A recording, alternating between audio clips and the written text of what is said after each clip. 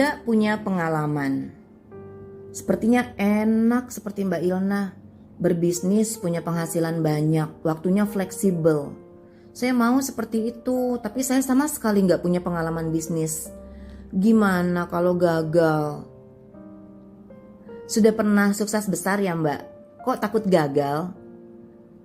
Belum sih, malah belum pernah. Makanya coba dulu. Jika kita melamar pekerjaan, mungkin kita akan ditanya pengalaman. Dulu belajar apa? Dulu udah pernah kerja di mana? Apa aja tugasnya? Punya anak buah berapa?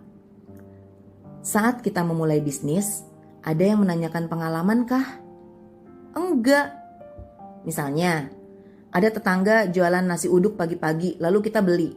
Apakah kita akan langsung bertanya, "Bu, sebelumnya sudah pengalaman berapa tahun jualan nasi uduk?"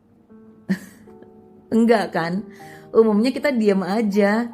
Beli produknya, beres. Enggak banyak tanya-tanya. Kalau enak, mungkin kita akan komentar. "Udah lama ya Bu jualan nasi uduk?" Kalau enggak enak, paling-paling kita berhenti aja. Berhenti beli. Enggak sampai mendatangi pedagang lalu tanya, "Sudah berapa lama jualan sih Bu?" Jadi pede aja lagi. Sebab yang namanya pengalaman itu kan sesuatu yang kita alami sendiri, bukan teori. Tidak bisa didapatkan di sekolah manapun. Mau nggak mau ya harus coba. Kalau sama sekali nggak coba, ya selamanya tidak akan punya pengalaman kan? Kalau gagal gimana? Kok hobi meramal sih? Kok yakin amat sih bakal gagal? Kemungkinan gagal memang selalu ada. Tapi jangan lupa, kemungkinan sukses pun sama besarnya. Ketimbang berpikir negatif dan khawatir dengan kegagalan yang belum pasti terjadi, kenapa nggak berpikir untuk meminimalkan resikonya? Misalnya, mulai dari modal.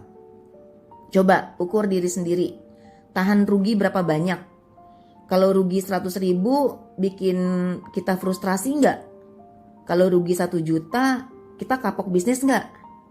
Dengan ngukur diri sendiri, kita jadi bisa memilih bisnis dengan modal sesuai ketahanan diri kita. Beres dengan urusan modal, lanjut ke prosesnya. Kira-kira apakah nanti kita sendirian menjalankan bisnis? Apakah ada mitra kerja? Apakah keluarga akan membantu? Apakah kita punya mentor? Atau sekedar baca-baca buku dan artikel bisnis? Atau kita ikutan training? Atau mau ambil waralaba? Dulu saya pernah memulai bisnis konvensional, buka toko susu. Semuanya nyaris dikerjain sendiri. Mulai dari survei pembeli, produk, bahkan jualannya pun sendiri. Try and error lah. Tapi kebanyakan errornya. Ya mau gimana lagi? Bisnis toko susu saya itu bisnis atas inisiatif sendiri, bukan ikut-ikutan orang lain. Jadi gak ada petunjuknya, gak ada buku manualnya. Mau gak mau ya coba aja meskipun akhirnya gagal. Ya sudah, semua ditanggung sendiri. Sebel sendiri, senang sendiri. Saat memulai bisnis MLM, saya tetap mengerjakan semuanya sendiri. Tapi dengan panduan dan tuntunan. Asal kita memilih bisnis MLM yang benar, bisnis ini ada panduannya, ada tuntunannya. Bisnis ini bukan hutan rimba, ada caranya, semua jelas. Itu juga salah satu cara meminimalkan kegagalan loh. Intinya, kalau takut gagal, harus mau bersusah payah belajar. Namanya mencoba hal baru, pasti semua masih terasa asing. Jangan ragu tanya, jangan males cari informasi dari mana aja. Hari gini internet udah makin mudah dan murah. Yang penting jangan males, cuma orang males yang dekat dengan kegagalan. Catat ya. Belajar saat ini makin mudah saja. Kalau uang terbatas buat beli buku, tinggal follow akun Instagram pebisnis sukses yang sering berbagi tips.